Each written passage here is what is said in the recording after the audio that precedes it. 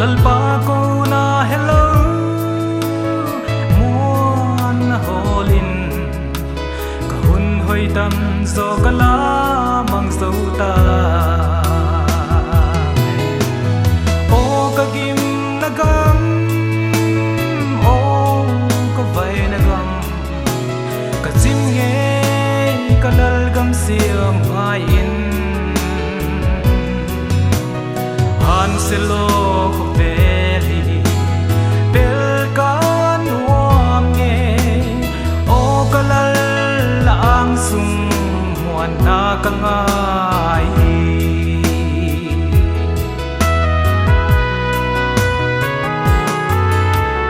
sia lehi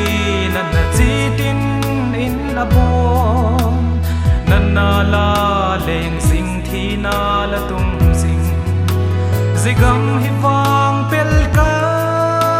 kangak lange kum tuang zayon lim na ko pi kangai o kagim nagam o ko vai nagam ka chim nge kanal gam siam hai in han selo ko beli bel kan nuam nge o kalal laang sum muan na kangai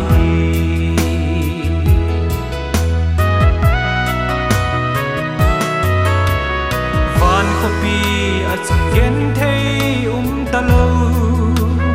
lungai lo suang man tam ko pi ze kho vel nop na to te thei ko lo maya nge khen lo na ko pi chu o kagim nagam o ko vai nagam ka chim nge kalal gam siam hai in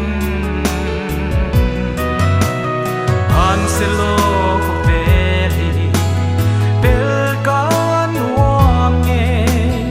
o kalal laang sum muan na kangai